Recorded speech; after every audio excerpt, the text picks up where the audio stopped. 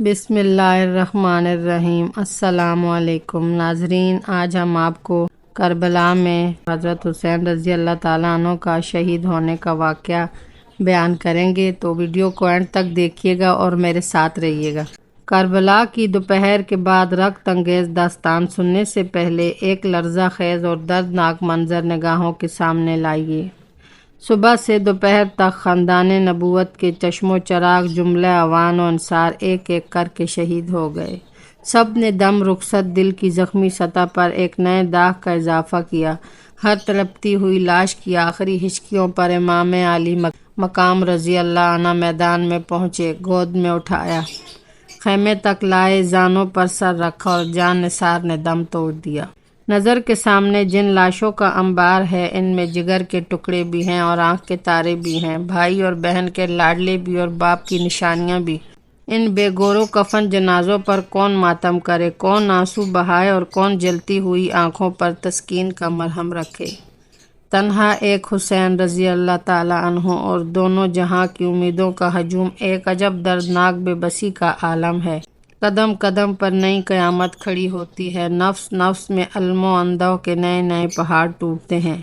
دوسری طرف حرم نبوت کی خواتین ہیں، رسول اللہ صلی اللہ علیہ وآلہ وسلم کی بیٹیاں ہیں، تو گوار مائیں اور آشفتہ حال بہنیں ہیں۔ ان میں وہ بھی ہیں جن کی گودیں خالی ہو چکی ہیں، جن کے سینے سے اولاد کی جدائی کا زخم رس رہا ہے، جن کی گود سے شیر خوار بچے بھی چھین لیے گئے ہیں اور جن کے بھائی بھتیجوں بھانجوں کی بے گورو کفن لاشیں سامنے پڑی ہوئی ہیں۔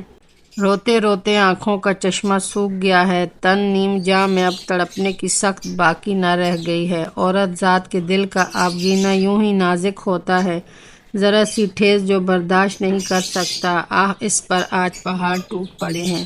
سب کے سب جام شہادت نوش کر چکے ہیں، اب تنہا ایک ابن حیدر کی ذات باقی رہ گئی ہے، جو لٹے ہوئے قافلے کی آخری امیدگاہ ہے۔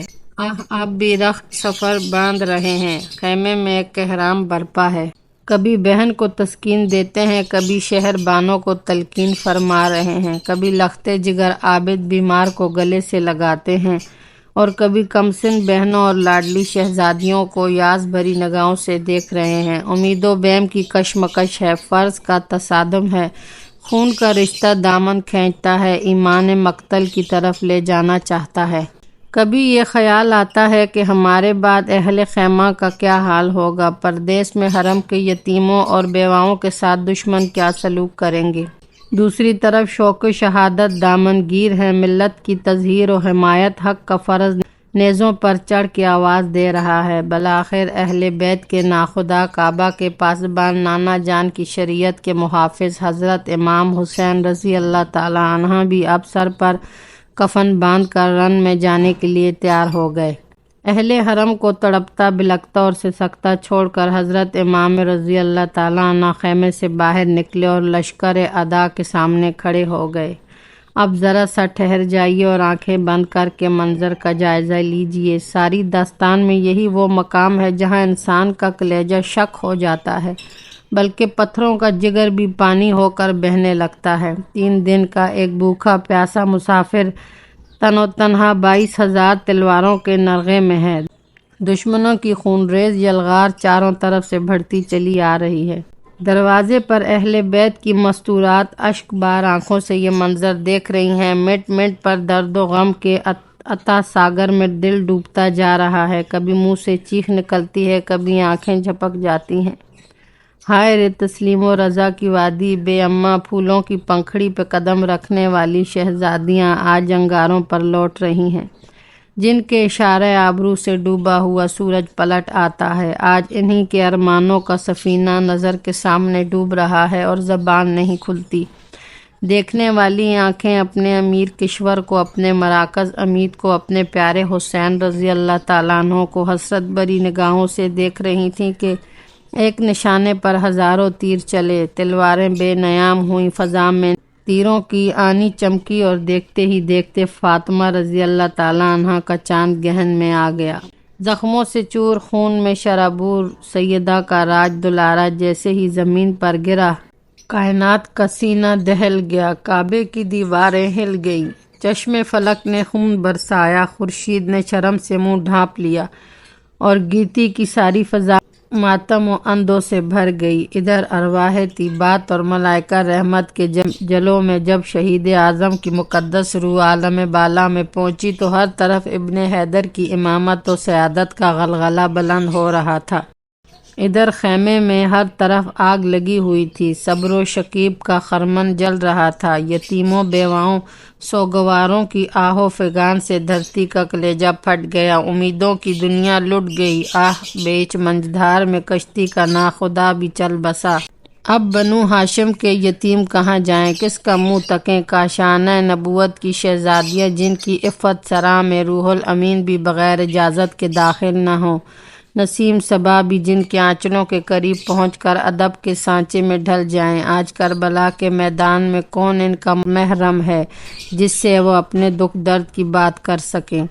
ذرا اپنے دل پر ہاتھ رکھ کر سوچئے کہ ہمارے یہاں ایک میت ہو جاتی ہے تو گھر والوں کا کیا حال ہوتا ہے۔ غم گساروں کی بھیڑ اور چاہ گروں کی تلقین، صبر کے باوجود آنسو نہیں تھمتے، اضطراب کی آگ نہیں بجھتی اور نالو فریاد کا شور کم نہیں ہوتا۔ پھر کربلا کے میدان میں حرم کی ان سوگوار عورتوں پر کیا گزری ہوگی جن کے سامنے بیٹوں، شوہروں اور عزیزوں کی لاشوں کا انبار لگا ہوا تھا، جو غم گساروں اور شریک حال ہمدردوں کے جھرمٹ میں نہیں، خونخوار دشمنوں اور صفاق درندوں کے نرغے میں تھیں۔ امام عالی مقام کا سر قلم کرنے کے بعد کوفیوں نے بدن کے پیراہن اتار لیے، جس میں اطہر پر نیزے کے 32 زخم اور تلوار کے 34 گھاؤ تھے۔ ابن سعد کے حکم پر نابکاروں نے سیدہ کے لخت جگر کی لاش کو گھوڑوں کی ٹاپوں سے رون ڈالا۔ حضرت زینب اور شہر بانو خیمے سے یہ لرزہ خیز منظر دیکھ کر بلبلا اٹھیں اور چیخ مار کر زمین پر گر پڑیں۔ اس کے بعد شمر اور ابن سعد دندناتے ہوئے خیمے کی طرف بڑھے۔ بدبخت شمر نے اندر گھس کر پروگیان حرم کی چادریں چھین لی، سامان لوٹ لیا۔ حضرت زینب بنت علی رضی اللہ تعالیٰ عنہ نے غیرت و اضطراب کی آگ میں سلگتے ہوئے کہا، شمر تیری آنکھیں پھوٹ جائیں، تو رسول اللہ صلی اللہ علیہ وآلہ وسلم کی بیٹیوں کو بے پردہ کرنا چاہتا ہے۔ ہمارے چہروں کے محافظ شہید ہو گئے، اب دنیا میں ہمارا کوئی نہیں ہے۔ یہ مانا کہ ہماری بے بسی نے تجھے دلیر بنا دیا ہے، لیکن کیا کلمہ پڑھانے کا احسان بھی تو بھول گیا؟ سنگ دل ظالم ناموس، محمد صلی اللہ علیہ وآلہ وسلم کی بے حرمتی کر کے قہر خداوندی کو حرکت میں نہ لا۔ تجھے اتنا لحاظ بھی نہیں کہ ہم اسی رسول صلی اللہ علیہ وآلہ وسلم کی نواسیاں ہیں جس نے حاتم طائی کو قیدی لڑکی کو اپنی چادر اڑائی تھی۔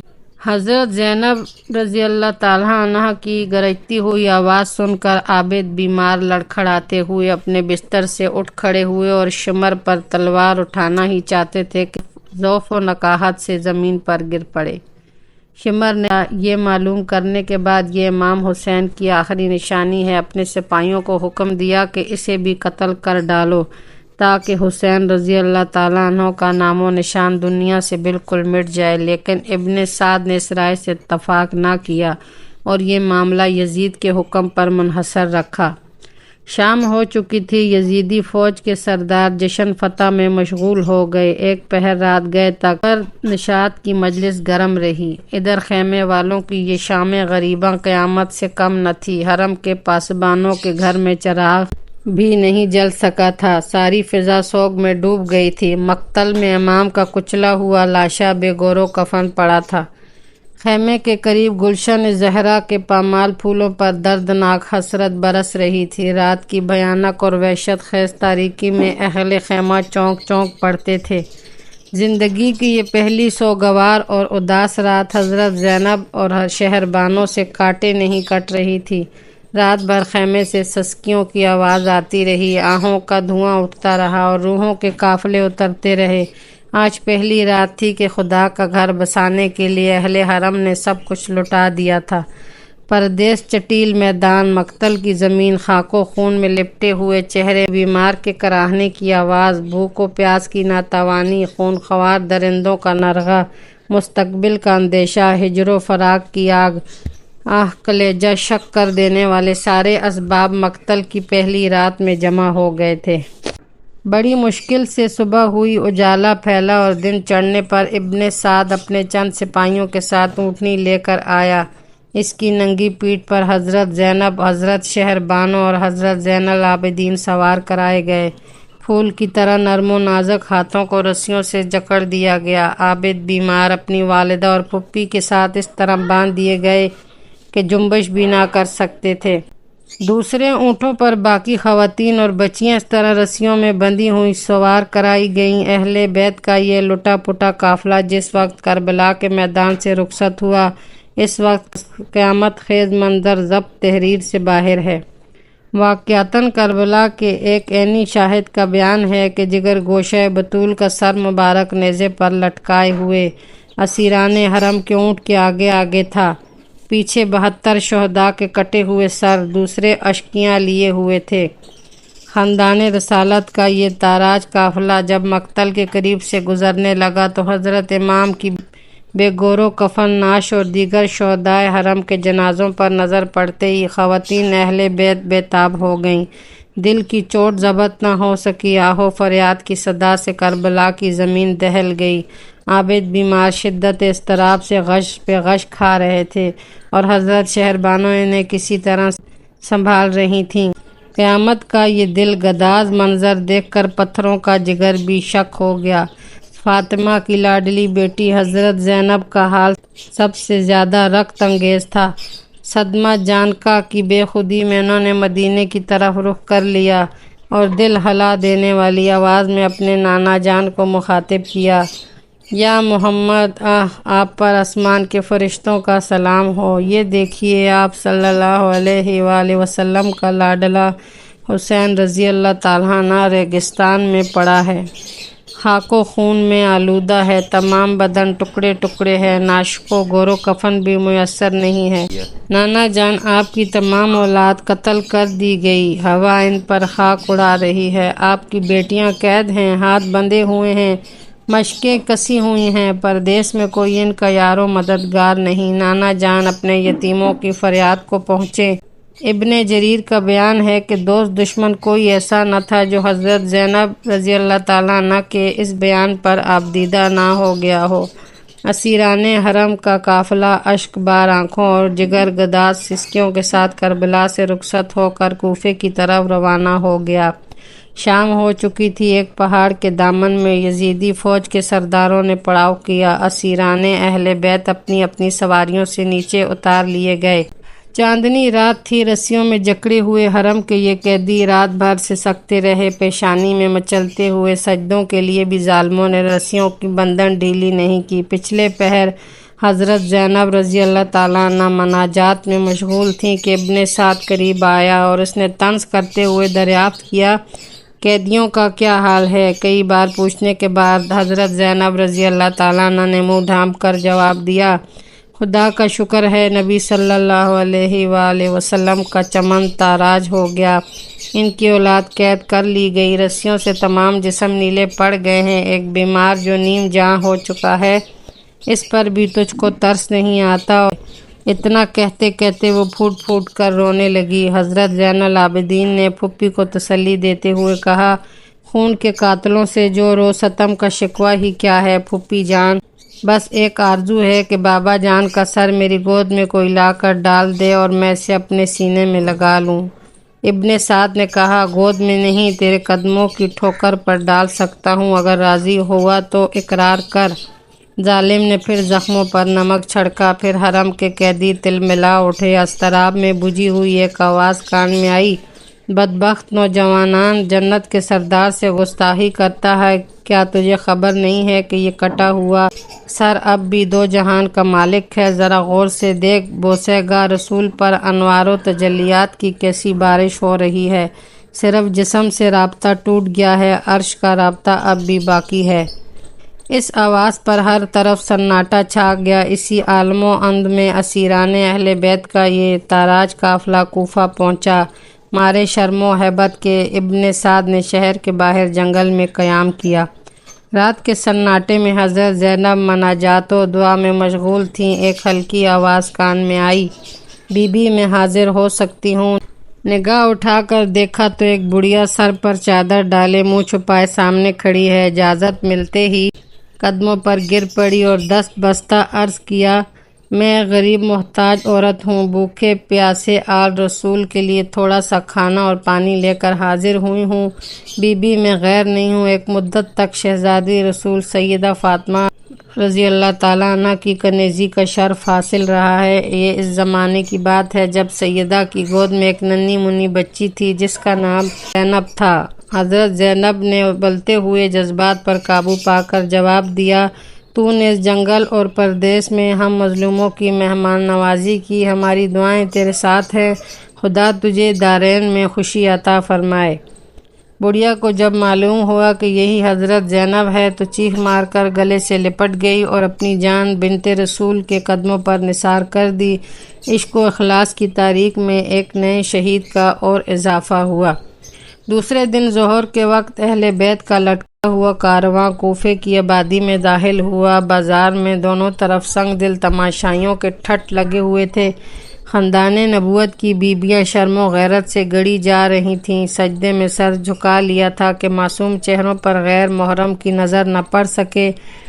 وفور غم سے آنکھیں اشک بار تھیں، دل رو رہے تھے۔ اس احساس سے زخموں کی ٹیس اور بڑھ گئی تھی کہ کربلا کے میدان میں قیامت ٹوٹنا تھی، ٹوٹ گئی۔ اب محمد صلی اللہ علیہ وآلہ وسلم عربی کے ناموس کو گلی گلی پھرایا جا رہا ہے۔ کلمہ پڑھنے والی امت کی غیرت دفن ہو گئی تھی۔ خوشی کے جشن میں سارا کوفہ ننگا ناچ رہا تھا۔ ابن زیاد کی بے غیرت سپاہی فتح کا نعرہ بلند کرتے ہوئے آگے آگے چل رہے تھے۔ جب اہل بیت کی سواری قلعے کے قریب پہنچی تو ابن زیاد کی بیٹی فاطمہ اپنا منہ پر نقاب ڈالے ہوئے باہر نکلی اور خاموش دور کھڑی حسرت کی نظر سے یہ منظر دیکھتی رہی۔ ابن زیاد اور شمر کے حکم سے سیدانی اتاری گئیں۔ عابد بیمار اپنی والدہ اور پھوپھی کے ساتھ بندھے ہوئے تھے۔ ادھر بخار کی شدت سے ناتوانی انتہا کو پہنچ گئی تھی۔ اونٹ سے اترتے وقت غش آ گیا اور بے حال ہو کر زمین پر گر پڑے، سر زخمی ہو گیا، خون کا فوارہ چھوٹنے لگا۔ یہ دیکھ کر حضرت زینب بیتاب ہو گئیں، دل بھر آیا، ڈبائی آنکھوں سے کہنے لگیں، آل فاطمہ میں ایک ہی عابد بیمار کا خون محفوظ رہ گیا تھا، چلو اچھا ہوا کوفے کی زمین پر یہ قرض بھی ادا ہو گیا۔ ابن زیاد کا دربار نہایت تزگ و احتشام سے آراستہ کیا گیا تھا۔ فتح کے نشے میں سرشار تخت پر بیٹھا ہوا ابن زیاد اپنی فوج کے سرداروں کی زبانی کربلا کے واقعات سن رہا تھا۔ سامنے ایک تشت میں امام علی مقام کا سر مبارک رکھا ہوا تھا۔ ابن زیاد کے ہاتھ میں ایک چھڑی تھی، بار بار حضرت امام کے لبہائے مبارک کے ساتھ گستاخی کرتا تھا اور کہتا جاتا تھا کہ اسی منہ سے خلافت کا دعوے دار تھا۔ دیکھ لیا قدرت کا فیصلہ، حق سر بلند ہوا، باطل کو ذلت نصیب ہوئی۔ صحابی رسول حضرت زید ابن رقم رضی اللہ تعالیٰ عنہ اس وقت دربار میں موجود تھے۔ ان سے یہ گستاخی دیکھی نہ گئی، جو عقیدت میں چیخ پڑے، ظالم یہ کیا کرتا ہے، چھڑی ہٹا لے، نسبت رسول کا احترام کر۔ میں نے بارہا سرکار صلی اللہ علیہ وآلہ وسلم کو اس چہرے کا بوسہ لیتے ہوئے دیکھا۔ ابن زیاد نے غصے سے بیچ و تاب کھاتے ہوئے کہا، تو اگر صحابی رسول نہ ہوتا تو میں تیرا سر قلم کروا دیتا۔ حضرت ابن ارقم نے حالت غیظ میں جواب دیا، اتنا ہی تجھے رسول صلی اللہ علیہ وآلہ وسلم کی نسبت کا خیال ہوتا تو ان کے جگر کوشوں کو قتل نہ کراتا۔ تجھے ذرا بھی غیرت نہیں آئی؟ جس رسول کا تو کلمہ پڑھتا ہے انہی کی اولاد کو تہ تیغ کرایا ہے اور اب ان کی عفت ماں بیٹیوں کو قیدی بنا کر گلی گلی پھرا رہا ہے۔ ابن زیاد یہ زلزلہ خیز جواب سن کر تلملا گیا، لیکن مصلحتاً خون کا گھونٹ پی کر رہ گیا۔ اسیران حرم کے ساتھ ایک بوسیدہ چادر میں لپٹی ہوئی حضرت زینب ایک گوشے میں بیٹھی ہوئی تھیں۔ ان کی کنیزوں نے انہیں اپنے جھرمٹ میں لے لیا تھا۔ ابن زیاد کی نظر پڑی تو دریافت کیا یہ کون عورت ہے۔ کئی بار پوچھنے پر ایک کنیز نے جواب دیا، زینب بنت علی رضی اللہ تعالیٰ عنہ۔ ابن زیاد نے حضرت زینب کو مخاطب کرتے ہوئے کہا، خدا نے تیرے سرکش سردار اور تیرے اہل بیت کے نافرمان باغیوں کی طرف سے میرا دل ٹھنڈا کر دیا۔ اس اذیت ناک جملے پر حضرت زینب رضی اللہ تعالیٰ عنہ اپنی تین سنبھال نہ سکیں، بے اختیار رو پڑیں، واللہ تو نے میرے سردار کو قتل کر ڈالا، میرے خاندان کا نشان مٹایا، میری شاخیں کاٹ دی، میری جڑ اکھاڑ دی، اگر اس سے تیرا دل ٹھنڈا ہو سکتا ہے تو ہو جائے۔ اس کے بعد ابن زیاد کی نظر عابد بیمار پر پڑی، وہ انہیں بھی قتل کرنا ہی چاہتا تھا کہ حضرت زینب بے قرار ہو کر چیخ اٹھی، میں تجھے خدا کا واسطہ دیتی ہوں، اگر تو اس بچے کو قتل کرنا ہی چاہتا ہے تو مجھے اس کے ساتھ قتل کر ڈال۔ ابن زیاد پر دیر تک سکتے کا عالم طاری رہا۔ اس نے لوگوں سے مخاطب ہو کر کہا، خون کا رشتہ بھی کیسی عجیب چیز ہے، واللہ مجھے یقین ہے کہ یہ سچے دل سے لڑکے کے ساتھ قتل ہونا چاہتی ہے، اچھا اسے چھوڑ دو، یہ بھی اپنے خاندان کی عورتوں کے ساتھ جائے۔ اس واقعے کے بعد ابن زیاد نے جامع مسجد میں شہر والوں کو جمع کیا اور خطبہ دیتے ہوئے کہا، اس خدا کی حمد و ستائش جس نے امیر المومنین یزید بن معاویہ کو غالب کیا اور قذاب ابن قذاب حسین بن علی کو ہلاک کر ڈالا۔ اس اجتماع میں مشہور محب اہل بیت حضرت ابن عفیف بھی موجود تھے۔ ان سے خطبے کے یہ الفاظ سن کر رہا نہ گیا۔ فرد غضب میں کانپتے ہوئے کھڑے ہو گئے اور ابن زیاد کو للکارتے ہوئے کہا، خدا کی قسم تو ہی قذاب ابن قذاب ہے، حسین رضی اللہ تعالیٰ عنہ سچا، اس کا باپ سچا، اس کے نانا سچے۔ ابن زیاد اس جواب سے تلملا اٹھا اور جلاد کو حکم دیا کہ شاہراہ عام پر لے جا کر اس بڈھے کے سر کو قلم کر دو۔ ابن عفیف شوق شہادت میں مچلتے ہوئے اٹھے اور مقتل میں پہنچ کر چمکتی ہوئی تلوار کا مسکراتے ہوئے خیر مقدم کیا۔ خون بہا، لاش تڑپی اور ٹھنڈی ہو گئی۔ کوثر کے ساحل پر جان نثاروں کی تعداد میں ایک عدد کا اور اضافہ ہوا۔ دوسرے دن ابن زیاد نے اہل بیت کا تاراج کارواں ابن سعد کی سرکردگی میں دمشق کی طرف روانہ کیا۔ حضرت امام رضی اللہ تعالیٰ عنہ کا سر مبارک نیزے پر آگے آگے چل رہا تھا، پیچھے اہل بیت کے اونٹ تھے۔ ایسا محسوس ہوتا تھا کہ امام علی مقام اب بھی اپنے حرم کے قافلے کی نگرانی فرما رہے ہیں۔ اثناء سفر میں سر مبارک سے عجیب عجیب خوارق و کرامات کا ظہور ہوا۔ رات کے سناٹے میں ماتم وفا کی رقت انگیز صدائیں فضا میں گونجتی تھیں، کبھی کبھی سر مبارک کے ارد گرد نور کی کرنیں پھوٹتی ہوئی محسوس ہوتی تھیں۔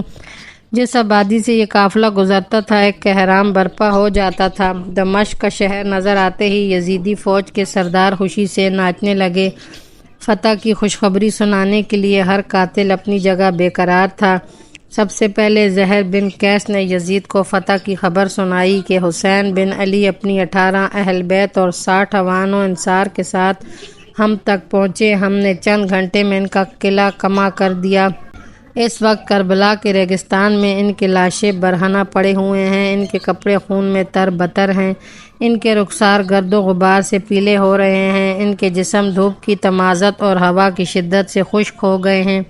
پہلی تو فتح کی خوشخبری سن کر یزید جھوم اٹھا، لیکن اس زلزلہ خیز اور ہلاکت آفریں اقدام کا ہولناک انجام جب صدر کے سامنے آیا تو کانپ گیا اور بار بار چھاتی پیٹتا تھا کہ ہائے، اس واقعے نے ہمیشہ کے لیے مجھے ننگ اسلام بنا دیا۔ مسلمانوں کے دلوں میں میرے لیے نفرت، دشمنی کی آگ ہمیشہ سلگتی رہے گی۔ قاتل کی پشیمانی مقتول کی اہمیت تو بڑھا سکتی ہے، پر قتل کا الزام نہیں اٹھا سکتی۔ اس مقام پر بہت سے لوگ نے دھوکہ کھایا، انہیں نفسیائی طور پر صورتحال کا مطالعہ کرنا چاہیے۔ اس کے بعد یزید نے شام کے سرداروں کو اپنی مجلس میں بلایا، اہل بیت کو بھی جمع کیا اور امام زین العابدین سے خطاب کرتے ہوئے کہا، اے ابن علی، تمہارے ہی باپ نے میری حکومت چھیننا چاہی، اس پر خدا نے جو کچھ کیا وہ تم دیکھ رہے ہو۔ اس جواب میں زین العابدین نے قرآن کی ایک آیت پڑھی جس کا مفہوم یہ ہے کہ تمہاری کوئی مصیبت ایسی نہیں ہے جو پہلے سے نہ لکھی ہوتی ہو۔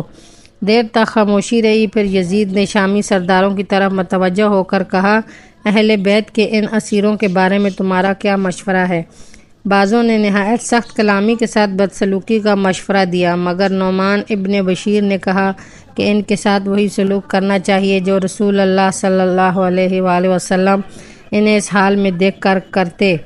یزید نے حکم دیا کہ اسیروں کی رسیاں کھول دی جائیں اور سید زادیوں کو شاہی محل میں پہنچا دیا جائے۔ یہ سن کر حضرت زینب رو پڑیں اور انہوں نے گلو گیر آواز میں کہا، تو اپنی حکومت میں رسول زادیوں کو گلی گلی پھرا چکا، اب ہماری بے بسی کا تماشا اپنی عورتوں کو نہ دکھا، ہم خاک نشینوں کو کوئی ٹوٹی پھوٹی جگہ دے دے جہاں سر چھپا لیں۔ بالآخر یزید نے ان کے قیام کے لیے علیحدہ مکان کا انتظام کیا۔ امام کا سر مبارک یزید کے سامنے رکھا ہوا تھا اور بدبخت اپنے ہاتھ کی چھڑی کے ساتھ پیشانی مبارک سے گستاخی کر رہا تھا۔ صحابی رسول حضرت سلمہ رضی اللہ تعالیٰ عنہ نے ڈانٹتے ہوئے کہا، ظالم، یہ بوسہ گاہ رسول ہے، اس کا احترام کر۔ یزید یہ سن کر تلملا گیا۔ صحابی رسول کے خلاف کچھ کرنے کی ہمت نہ ہو سکی۔ حضرت زینب کی خواہش پر سر مبارک ان کے حوالے کر دیا گیا، سامنے رکھ کر روتی رہتی تھیں۔ کبھی حضرت شہربانو اور ام رباب سینے سے لگائے بیتے ہوئے دنوں کی یاد میں کھو جاتیں۔ ایک رات کا ذکر ہے، نصف شب گزر چکی تھی، سارے دمشق پر نیند کا سناٹا چھایا ہوا تھا۔ اہل بیت کے مصائب پر ستاروں کی آنکھیں بھر آئی تھی۔ اچانک سادات کی قیامگاہ سے کسی عورت کا نعرہ بلند ہوا، محل کی دیواریں ہل گئیں، دل کی آگ سے فضا میں چنگاریاں اڑنے لگیں۔ یزید دہشت سے کانپنے لگا، جا کر دیکھا تو حضرت زینب بھائی کا سر گود میں لیے ہوئے بلبلا رہی ہے۔ درد و کرب کی ایک قیامت جاگ اٹھی ہے۔ اس درد انگیز نعرے سے اس کے دل میں جو دہشت سمائی تو عمر کی آخری سانس تک نہیں نکلی۔ اسے اندیشہ ہو گیا کہ کلیجہ توڑ دینے والی یہ فریاد اگر دمشق کے در و دیوار سے ٹکرا گئی تو شاہی محل کی اینٹ سے اینٹ بچ جائے گی، کیونکہ دمشق کی جامع مسجد میں حضرت امام زین العابدین نے اہل بیت کے فضائل و مناقب اور یزید کے مظالم پر مشتمل جو تاریخی خطبہ دیا تھا، اس نے لوگوں کے دل ہلا دیے تھے اور ماحول میں اس کی اثر انگیزی اب تک باقی تھی۔ اگر تقریر کا سلسلہ کچھ دیر اور جاری رہتا اور یزید نے گھبرا کر اذان نہ دلوا دی ہوتی تو اسی دن یزید کے شاہی اقتدار کی اینٹ سے اینٹ بچ جاتی اور اس کے خلاف عام بغاوت پھیل جاتی۔ اس لیے دوسرے ہی دن نعمان ابن بشیر کی سرکردگی میں 30 سواروں کے اہل بیت کا یہ تاراج کارواں اس نے مدینے کی طرف روانہ کر دیا۔ ہزار کوشش کی کہ کربلا کی یہ دہکتی ہوئی چنگاری کس طرح ٹھنڈی ہو جائے، لیکن جو آگ بحر و بر میں لگ چکی تھی اس کا سرد ہونا ممکن نہیں تھا۔ صبح کی نماز کے بعد اہل بیت کا دل گداز قافلہ مدینے کے لیے روانہ ہو گیا۔ حضرت نعمان ابن بشیر بہت رقیق القلب، پاک باز اور محب اہل بیت تھے۔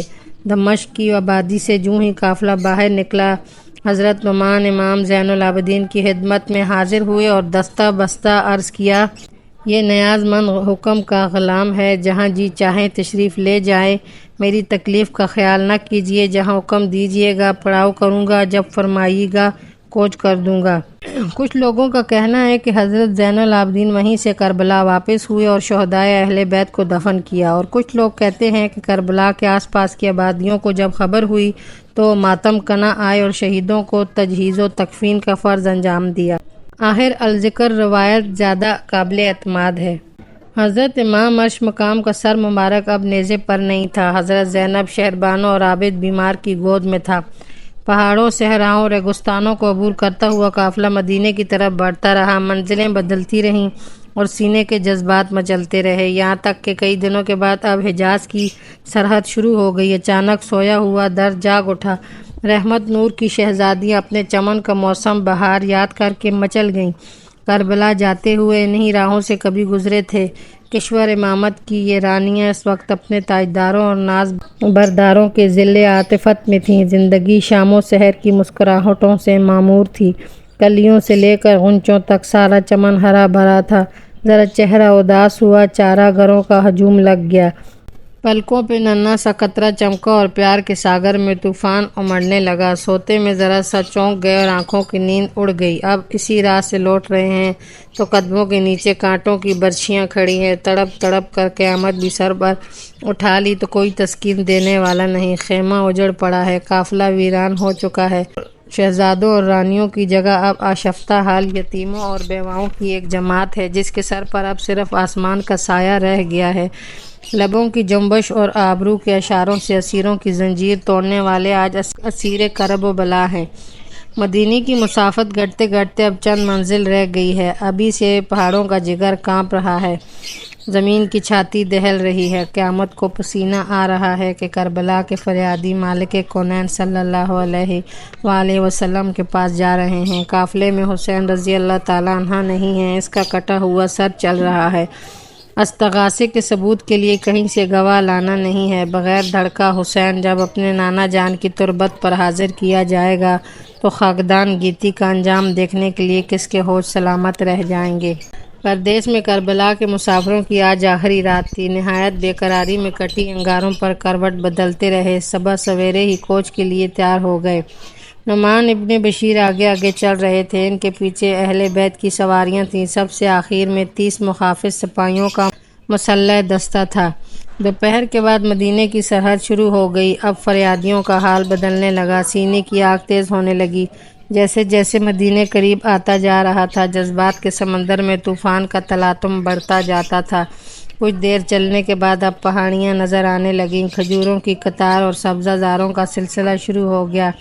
جو ہی مدینے کی آبادی نظر آئی، صبر و شکیب کا پیمانہ چھلک اٹھا، کلیجہ توڑ کر آہوں کا دھواں نکلا اور ساری فضا پہ چھا گیا۔ ارمانوں کا گہوارہ دیکھ کر دل کی چوٹ ابھر آئی۔ حضرت زینب، حضرت شہر بانو اور حضرت عابد بیمار ابلتے ہوئے جذبات کی تاب نہ لا سکے۔ اہل حرم کے دردناک نالوں سے زمین کانپنے لگی، پتھروں کا کلیجہ پھٹ گیا۔